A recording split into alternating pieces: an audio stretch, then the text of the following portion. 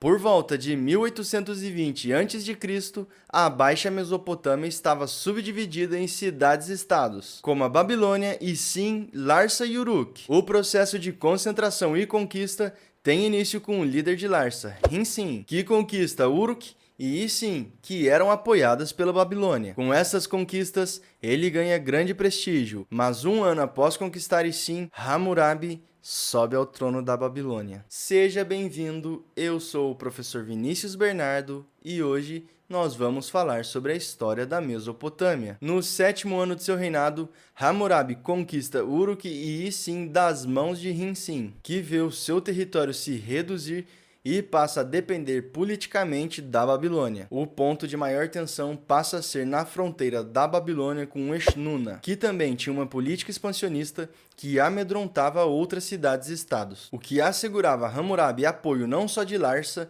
mas também de Akkad. A maior parte do reinado de Hammurabi se deu nesse impasse, e apenas no final ele conquista Larsa, Mari e Eshnunna, ou seja, ele não fez distinção entre inimigos e velhos aliados, colocou uns contra os outros e destinou a todos ao mesmo fim. Ele estendeu suas ações para a região da Assíria e de Elam, mas essas continuaram independentes, porém isoladas. A unificação compreendeu os antigos territórios da Suméria e da Acádia e eliminou qualquer pretensão política das cidades-estados. Se comparado com as fases anteriores, Hammurabi reforça a posição do Estado, devido a maior atenção à organização do reino e maior capacidade de organização social. A centralização palaciana se deu em detrimento não apenas da esfera familiar, mas também da templária, que perdeu parte de suas prerrogativas. Por exemplo, os comércios deixam de ser administrados pelos templos e passa a ser controlado pelo rei,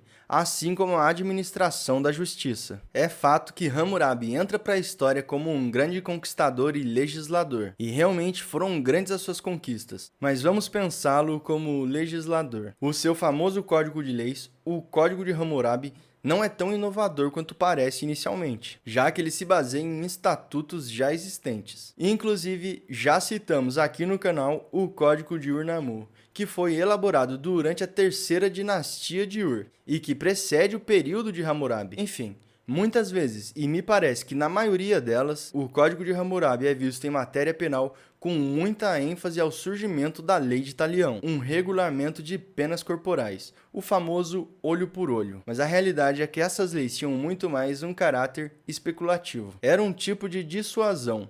Ela não podia ser aplicada sistematicamente sem extinguir as próprias práticas que procurava regulamentar. Assim como a tabela de preços de um mercado não se propõe a estabelecer os preços oficiais, mas lembrar quais são os preços justos, da mesma forma a Estela de Hammurabi se constitui um ponto de referência para todos. Abre aspas. Que todo homem oprimido que tem um processo em andamento venha à presença de minha estátua de rei de justiça.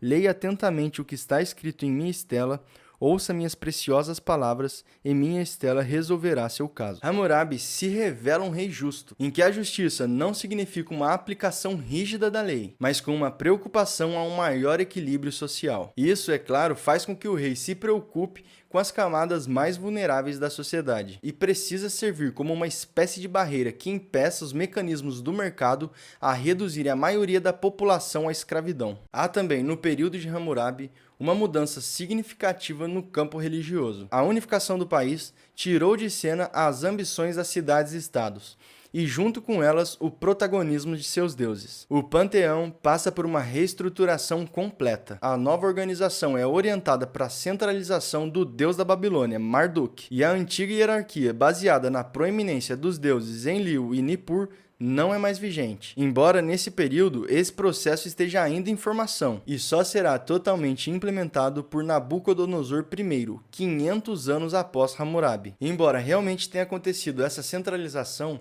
nem Larsa nem Eshnunna aceitaram a perda da independência. E com a morte de Hammurabi, seu sucessor, Samsun-iluna, precisou lidar com rebeliões. Embora tenha vencido a primeira delas com alguma facilidade, a rebelião de Eshnunna teve longa duração, até que o líder rebelde foi capturado e executado. Ao sul também surgiu uma revolta, que teve como consequência o impedimento da Babilônia a acessar ao mar. E surge um novo problema vindo dos Montes Zagros, um povo montanhês que começava a pressionar a planície. Mas o grande problema é que perigos muito piores ainda estavam por vir, com as expedições dos reis hititas, que tomam a Babilônia e saqueiam o templo de Marduk, o que constituiu um golpe mortal para a dinastia babilônica. E embora os hititas tenham se retirado, os cassitas que haviam descido dos montes aproveitam a situação e tomam o poder. Ainda não sabemos qual foi o primeiro rei que, se aproveitando das incursões hititas, subiu ao trono, mas é assim que tem fim a hegemonia babilônica. Se gostou do conteúdo,